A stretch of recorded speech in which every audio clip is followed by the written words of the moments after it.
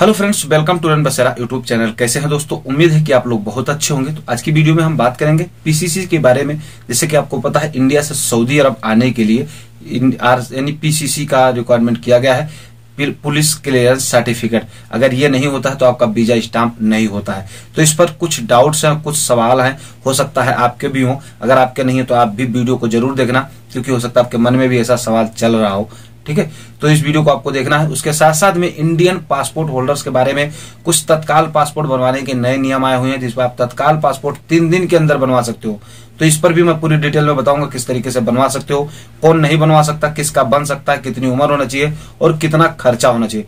पूरी डिटेल में इस वीडियो में हम बात करेंगे। तो पीसीसी से रिक्वायरमेंट और इमिग्रेशन को लेकर के ईसीआर हो या ईसीएनआर पासपोर्ट हो, काफी सारी ऐसी अपडेट है जो कि इस वीडियो में आप लोगों को बताने वाला हूं। वीडियो को एंड तक देखना बिना स्किप किए हुए, क्योंकि बिना स्किप आप वीडियो को पूरा देखते नहीं हो, उसके बाद में फिर वही सवाल करते हो जो मैं आप लोगों को इस वीडियो में बता चुका हुआ होता हूं। अगर आपके मन में कोई सवाल है तो कमेंट कीजिएगा। अगर आपको तत्काल में कोई इमरजेंसी में कोई अगर आपको बात पूछनी है तो आप इंस्टाग्राम का लिंक दिया हुआ है डिस्क्रिप्शन में, वहां पर जाकर इंस्टाग्राम पर जाने के बाद में वहां पर आप हमको वॉइस मैसेज भेज सकते हो, लिख सकते हो, ताकि मुझे पता चले कि हाँ यहाँ पर मैसेज आया तो जरूरी होगा। ठीक है, तो चलिए वीडियो की तरफ बढ़ते हैं। लेकिन उससे पहले एक छोटी सी रिक्वेस्ट आप लोगों से करूंगा, अगर वीडियो अच्छा लगे तो वीडियो को लाइक करके भाई का सपोर्ट कर दीजिएगा, और चैनल को सब्सक्राइब नहीं किया है चैनल को सब्सक्राइब करके बेल वाली आइकन पर क्लिक करके ऑल पर सेट कर लीजिएगा, क्योंकि मेरी हर आने वाली वीडियो का नोटिफिकेशन सबसे पहले आप लोगों को मिल सके।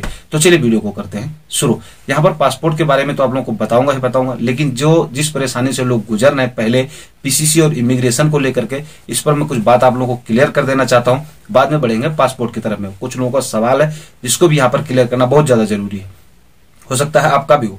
तो यहाँ पर सबसे पहले आपको एक बात बता दूं, बहुत से लोग भाइयों का सवाल है कि सर इमिग्रेशन जो है अभी नॉर्मल तरीके से चालू है कि नहीं चालू है। देखिए, इमिग्रेशन पहले भी मैंने आप लोगों को बहुत सारे वीडियो में बताया कि इमिग्रेशन चालू भी है और नहीं भी चालू है।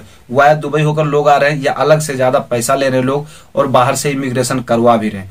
ठीक है, जिन लोगों का इमिग्रेट वेबसाइट पर कंपनी हो, कफील हो, अगर वो लोग वहां पर जाकर के यानी कि वेबसाइट पर अगर रजिस्टर्ड हैं तो उनका इमिग्रेशन हो रहा है, कोई दिक्कत नहीं है। ठीक है, लेकिन जिनका नहीं है उनके लिए वाया दुबई या फिर यहाँ से सऊदी से उनका जो डॉक्यूमेंट वगैरह है उसको मंगवा लो। और मैंने काफी सारी वीडियो में बता रखा, तो एक ही बात को बार बार रिपीट करना ठीक नहीं है।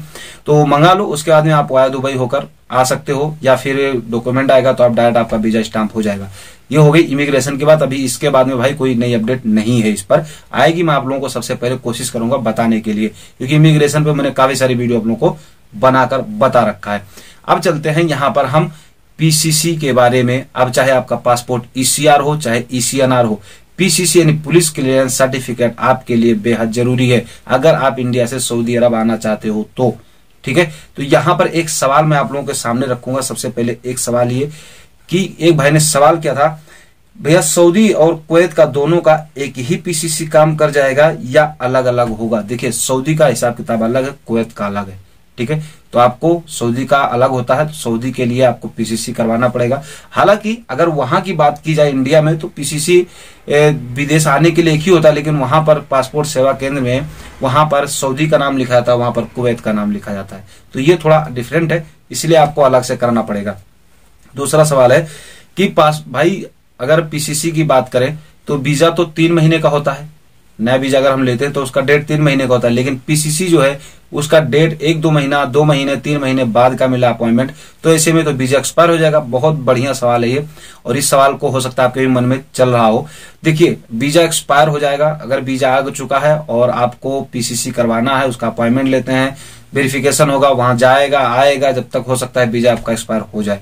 ठीक है, तो अगर आपका वीजा अभी तक नहीं आया है तो अपने ऑफिस वाले से डायरेक्टली बात कीजिए क्लियर से, और उसके बाद में पहले पीसीसी करवा लीजिए। उसके बाद में मोफा, मेडिकल, और जब वीजा स्टैंपिंग की बारी जब तक आएगा तब तक भर में आपका पीसीसी क्लियर हो जाएगा, और उसके बाद में आपका नॉर्मल तरीके से हर काम हो जाएगा। तो मैं यही रिकमेंड करूंगा कि वीजा आने से पहले ही आप पीसीसी करवाएं, लेकिन उससे पहले अपने ऑफिस वाले से बढ़िया तरीके से बात कर ले, नहीं बाद में फिर वो इधर उधर कर दे तो गड़बड़ हो जाएगा। ठीक है, अब एक बात यहाँ पर एक सवाल और आया है कि 2015 में मैंने 2015 में पासपोर्ट बनवाया था, अब मुझे पीसीसी करवाना है, लेकिन मुझे ईमेल आईडी और पासवर्ड मैं भूल गया हूं जो उसमें लगाया था, तो इसके लिए क्या करना पड़ेगा? देखिए, ईमेल आईडी पासवर्ड तो उसे लगता है, ईमेल आईडी लगता है, और फोन नंबर भी लगता है, बट ये कोई बड़ी बात नहीं है, इसके लिए आप टेंशन मत लीजिए, कोई टेंशन नहीं है, आपका जो है पीसीसी वगैरह सब कुछ हो जाएगा।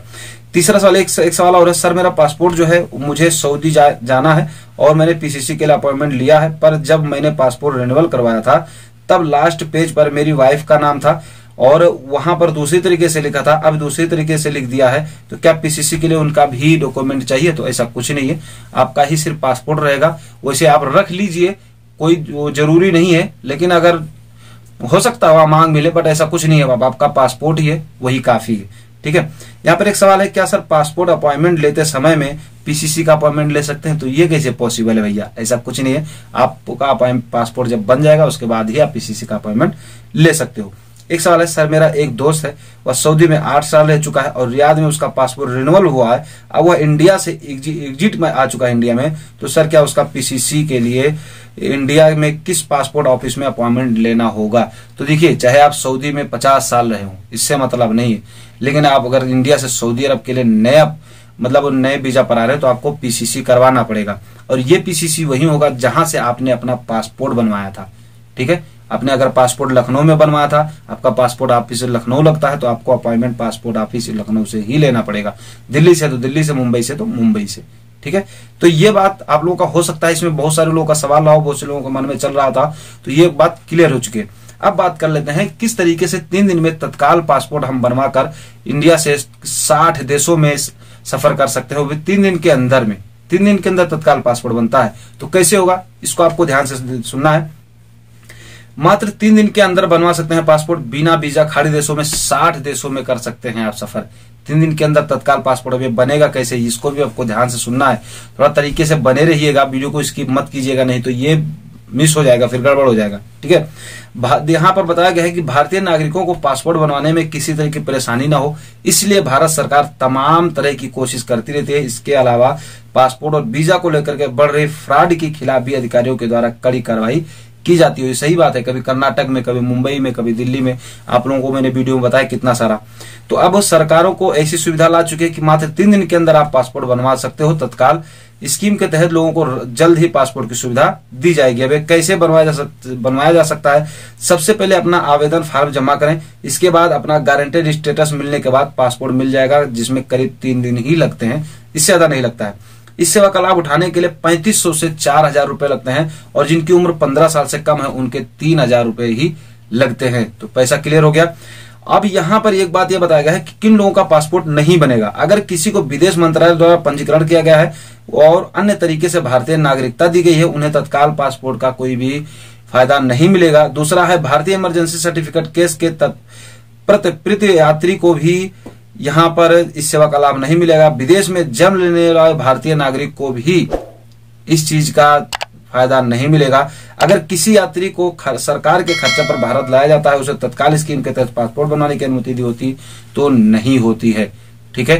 तो जो इंडिया के नागरिक हैं, जो क्लियरली वहीं के हैं, सब कुछ है, उन्हीं को ही पासपोर्ट बनवाने का अनुमति दिया गया है, 3 दिन के अंदर तत्काल पासपोर्ट। ठीक है। और आप इसको बनवाकर इंडिया से 60 देशों में आप सफर कर सकते हो। तो आई होप कि दोस्तों ये वीडियो आपको जरूर पसंद आएगा। अगर आपके मन में कोई डाउट हो तो सवाल कीजिएगा। तो चलिए फिर मिलेंगे आपसे नेक्स्ट वीडियो, नेक्स्ट अपडेट के साथ। तब तक के लिए जय हिंद।